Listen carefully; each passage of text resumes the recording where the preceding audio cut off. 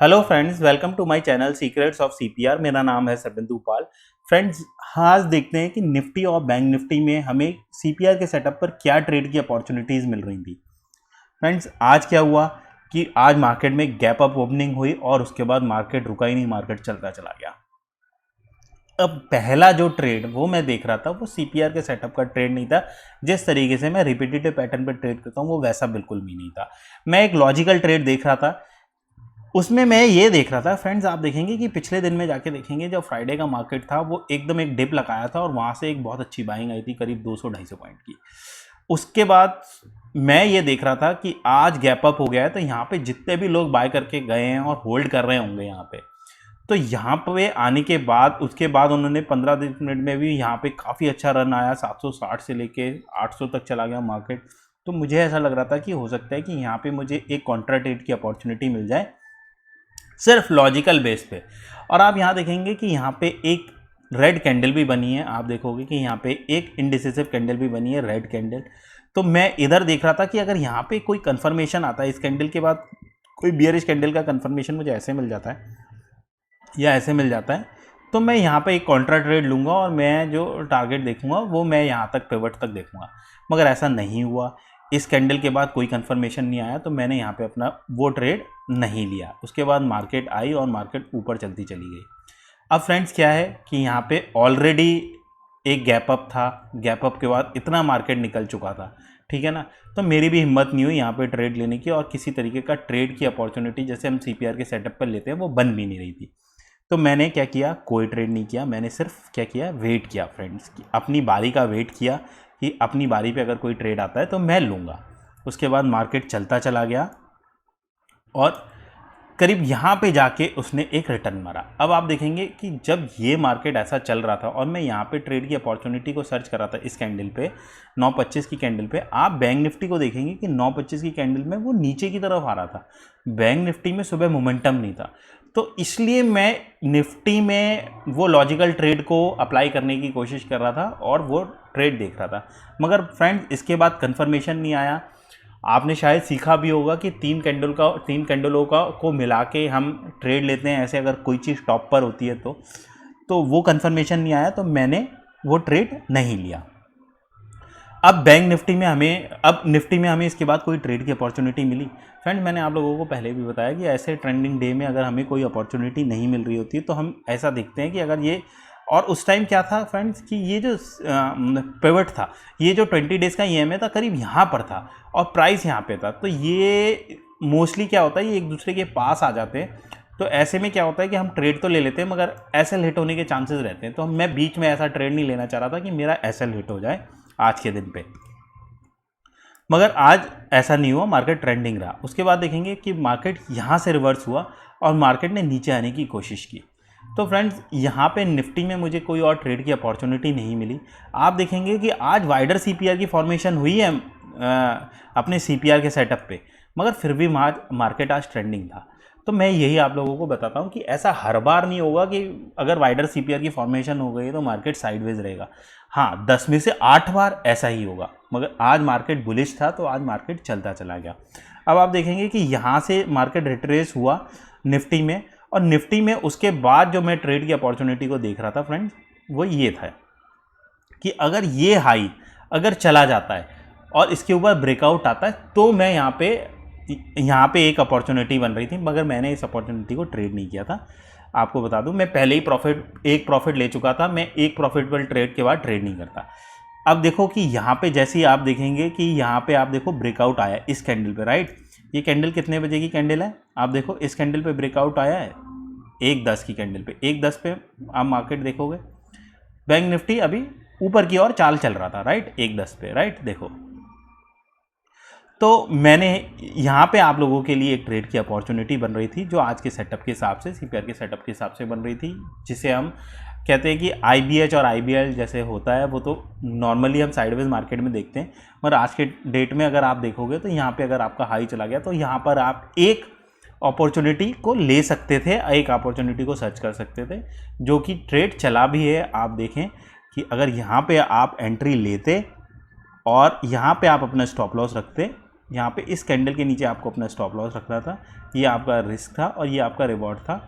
और इसमें मतलब पॉसिबिलिटीज़ जो थी वो आपकी हाई प्रोबेबिलिटी का ट्रेड नहीं था। ये मार्केट यहाँ से रिवर्स भी हो सकता था, कुछ भी हो सकता था, क्योंकि बहुत बड़ी यहाँ पर ट्रेंड चल रहा था। अब देखो ये तो एक अपॉर्चुनिटी थी जो मतलब जिसकी प्रोबेबिलिटी बहुत ज़्यादा हाई नहीं थी और हमारे सीपीआर के सेटअप के हिसाब से नहीं थी, बस हम प्राइस एक्शन के हिसाब से इसमें ट्रेड कर सकते थे। इसके अलावा बैंक निफ्टी में हमें क्या ट्रेड की अपॉर्चुनिटी मिली फ्रेंड्स? बैंक निफ्टी में आप देखेंगे, बैंक निफ्टी में हमें पहले आप देखेंगे शुरू में बैंक निफ्टी में ताकत नहीं थी। और ये जो लाइन्स हैं, ये क्या लाइन्स हैं, इनका सिग्निफिकेंस क्या है, ये भी मैं आप लोगों को बताऊँगा। अब देखो आप देखो कि आज गैप अप ओपनिंग हुई, गैप अप ओपनिंग के बाद ये इसने एक न्यूट्रल कैंडल बनाई जो ऊपर से तो बेयरिश थी, नीचे से बुलिश थी। अब आप देखो कि मैंने ये जो लाइन मार्क की है, ये वैसे तो मैं मार्क नहीं कर रहा था, मगर मैंने आप लोगों की अंडरस्टैंडिंग के लिए मार्क की है कि बहुत सारे लोग कंफ्यूज होते हैं कि कितने सारे लेवल्स को हमें मार्क करना चाहिए। तो देखो कि यहाँ से एक बाइंग आई थी, ये बहुत ही अच्छी एक बाइंग थी, मगर आप देखो सीपीआर कितना ब्यूटीफुल सेटअप है, मैंने मार्क भी किया है। तो आप देखो कि इसी लेवल पे एक पिवट है, राइट। तो सीपीआर एक बहुत ही ब्यूटीफुल सेटअप है जिसमें आप लोगों को सब कुछ मिल जाता है। आपको छोटे मोटे जो आप लोगों के रेजिस्टेंस और सपोर्ट हैं वो आप लोगों को आपकी स्क्रीन पे मिल जाते हैं। इसलिए सीपीआर का सेटअप मुझे बहुत ही अच्छा लगता है काम करने के लिए। ये फ्रेंड्स लाइन मैंने आप लोगों के लिए मार्क की थी, ये मैं वहाँ पे डिलीट कर देता हूँ। अब देखो कि इसके ऊपर की लाइन देखो क्या करना है। इसके ऊपर की लाइन आप देखेंगे कि ये मैंने क्यों मार्क की है। आप वन डे के चार्ट में जाके देखो, वन डे के चार्ट में जो नियरेस्ट सेलिंग जोन था, आज तो सारी निकल गई। और देखो आप लोगों को और क्लियर करने के लिए मैं ऐसे दिखा देता हूँ। आप देखो कि एक मिनट फ्रेंड्स, हाँ अब देखो कि जो इससे पहले सेलिंग आई थी फ्रेंड्स, ठीक है ना, जो इससे पहले सेलिंग आई थी वो यहाँ से आई थी, राइट, ठीक है।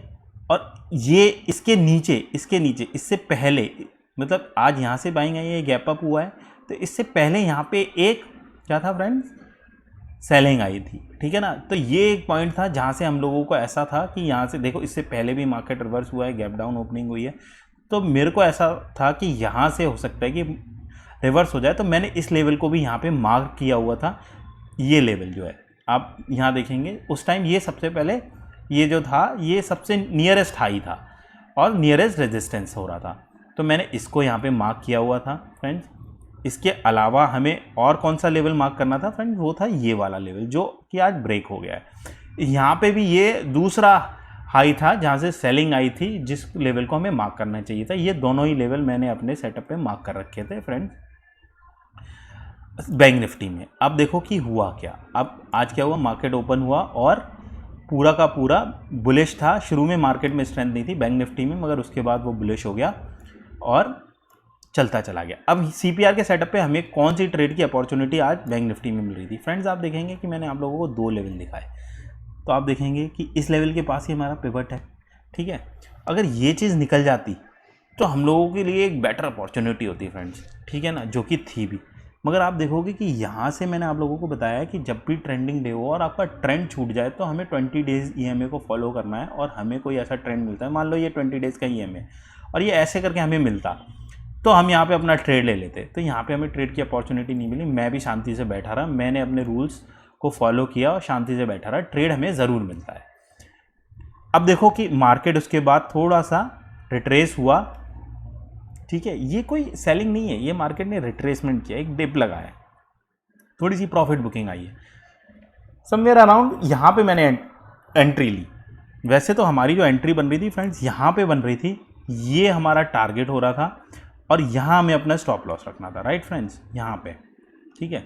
ये हमारा रिस्क हो रहा था, ये हमारा रिवॉर्ड हो रहा था, ठीक है। मगर मैंने पहले एंट्री क्यों ले ली थी फ्रेंड्स, आप ये देखेंगे कि यहाँ पे ही आप देखो कि काफ़ी देर से निफ्टी जो है वो बैंक निफ्टी जो है वो यहाँ पे सपोर्ट ले रहा था। तो और मेरा जो सेटअप है, जिस तरीके से मैं आप लोगों को बताता हूँ ट्रेड करने के लिए, कि पिवट के ऊपर आपका 20 डेज ईएमए और उसके नीचे आपको अगर ऐसा ट्रेंडिंग डे है तो उसके नीचे आपको अपना स्टॉप लॉस रखना है। तो सारी जो हमारे रूल्स हैं वो यहाँ पर मिल रहे थे हमें, तो मैंने यहाँ पे अपना ट्रेड लिया। वैसे इस कैंडल पे हमें अपना ट्रेड लेना चाहिए था, तो मैंने थोड़ा सा पहले ही ले लिया था क्योंकि मार्केट बुलिश था और ये लेवल भी निकल गया था, तो मुझे पता था कि इतने दिनों से इसी लेवल के नीचे मार्केट चल रहा है, तो मार्केट ज़रूर ऊपर जाएगा, इस लेवल तक आएगा ही आएगा। इसलिए मैंने अपना ट्रेड यहाँ पर इनिशिएट किया था फ्रेंड्स। और आप देखेंगे उस टाइम अगर आप बैंक निफ्टी को देखेंगे कि बैंक निफ्टी भी उसी टाइम यहाँ पे देखो सपोर्ट ले रहा था, उसी टाइम आप देखोगे 1150 के पास की बात है, यहाँ पे अपना सपोर्ट ले रहा था। और यही आप देखो 1130, 1140, 1150 यहाँ पे अपना सपोर्ट ले रहा था। इस कैंडल पे देखो यहाँ पे 12 बजे और यहाँ पे भी 12 बजे देखो कितनी लंबी कैंडल बनी है, राइट, 1145, ठीक है ना। ये जो कैंडल है ये कितने बजे बनी है, 1150 पे। ये देखो यहाँ पे भी 1150 पे नहीं बनी है। तो इसलिए मैंने यहाँ पे इसी कैंडलों के बीच में मैंने अपना ट्रेड लिया था और अब मैंने यहाँ पे अपना टारगेट बुक कर लिया था। तो ये था बैंक निफ्टी में हमारा ट्रेड। और इस तरीके से अगर हमारा ट्रेंड छूट भी जाए तब भी हमें ट्रेड मिल जाता है CPR के सेटअप पर। और अब मैंने आप लोगों को दिखाया ही कि कितना ब्यूटीफुल सेटअप है, कि ये जो लेवल था यहाँ से इतनी अच्छी सेलिंग आई थी, मगर पिवट पहले से ही वहाँ पे मैनेज CPR के सेटअप ने प्लॉट किया हुआ था। तो फ्रेंड्स बहुत ही प्यारा सेटअप है CPR का सेटअप। इसमें काम करने के बाद मेरे लॉस के चांसेस बहुत कम हो गए थे और इसी सेटअप से मैं एक प्रॉफिटेबल ट्रेडर बन पाया हूँ। तो थैंक यू फ्रेंड्स। और मैंने जो नए व्यूअर्स हैं या कोई दूसरा सेटअप यूज़ कर रहे हैं CPR का, उन लोगों के लिए भी CPR का कौन सा CPR का सेटअप मैं यूज़ करता हूँ वो वीडियो मैंने आप लोगों के लिए बनाया है, वो आप लोग जाकर देख सकते हैं। मैं इस वीडियो के आई बटन में भी उसका लिंक दे दूंगा और एंड स्क्रीन में भी उसका लिंक दे दूंगा, डिस्क्रिप्शन में भी उसका लिंक रहेगा, आप कहीं से भी जाके देख सकते हैं। और जो नए व्यूअर्स हैं वो भी इसको देख सकते हैं और रोज़ EOD देखकर CPR के सेटअप पर काम करना सीख सकते हैं। Thank you friends.